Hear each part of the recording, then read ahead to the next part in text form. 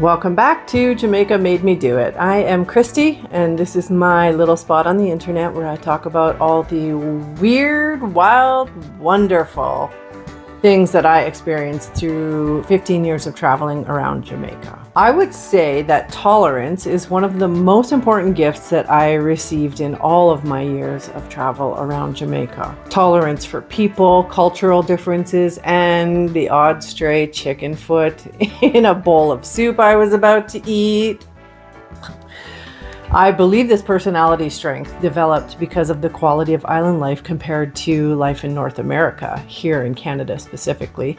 I read somewhere a few years ago that Jamaica ranks pretty high on the list of world's happiest countries, even in the face of all the poverty and crime and inequality and hurricanes that they endure. So what does that tell you? Jamaicans are people.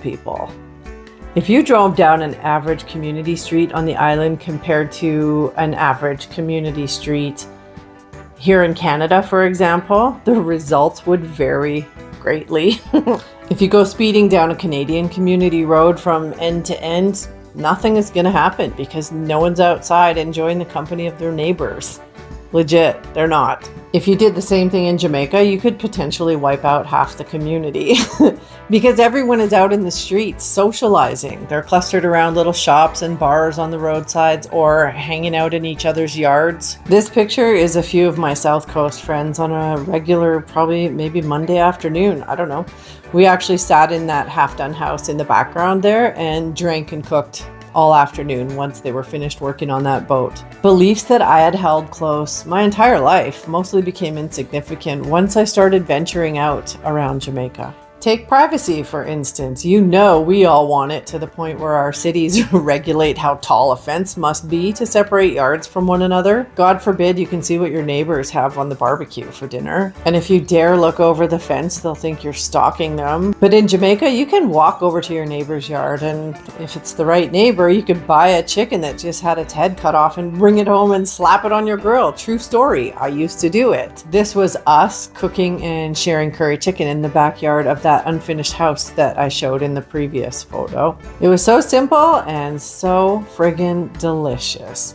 I have tried to explain the Canadian noise bylaw to my island friends, and they would screw up their faces as if they've never heard of such a thing. I think it's hilarious that Canadian neighbors call the police if your music is too loud after a certain hour, because in Jamaica, there's never really silence, and it's never a bother. It never felt like a bother to me. It's almost as if music in the distance and dogs barking and sometimes roosters clucking are part of the weather. Most times when I heard music next door to my home in Ocho, Rios, I would either want them to turn it up or invite me to the party. If there were ever complete silence in Jamaica, I probably wouldn't have slept properly because silence just isn't normal there. But back on the topic of us all wanting our privacy to the extreme, you can pretty much forget about it on the island.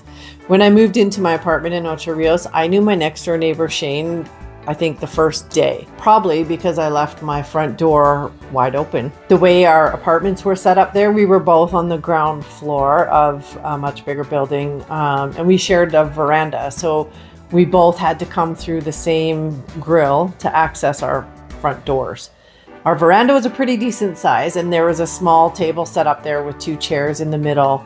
And my front door was on one side of the table and his front door was on the other. And as long as the steel grill was closed and locked, I had no issues leaving my front door wide open.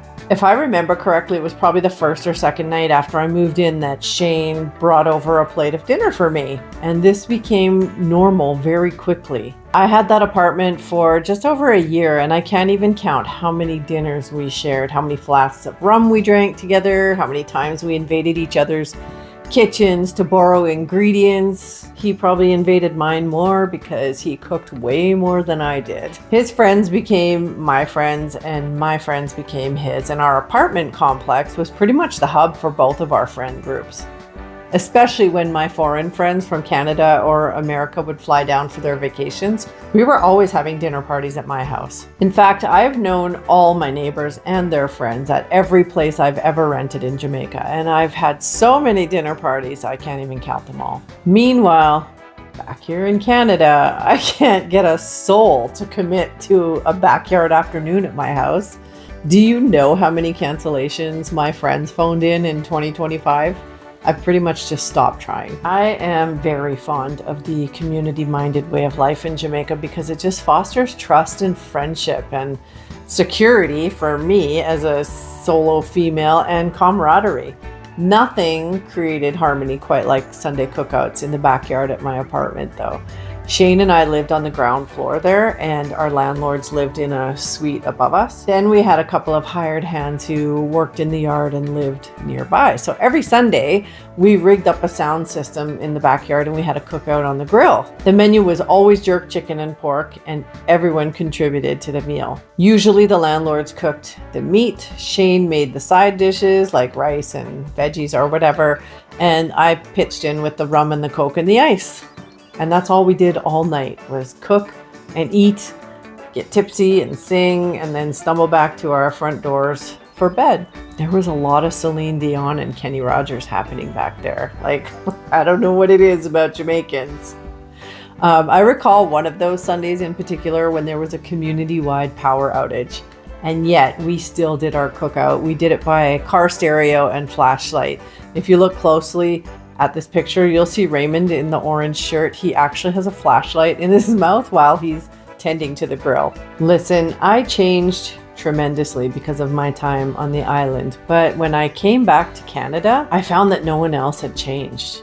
I never felt like an outsider in my Jamaican communities, not once, but I gradually felt more and more like an outsider in Canada. And I've heard this from a lot of people who have either who travel there often or who have lived there and come back. Like, you just feel like an outsider within your own culture afterwards. I left the island in 2019, and to this day, some of the values I appreciated the most, they still stay with me.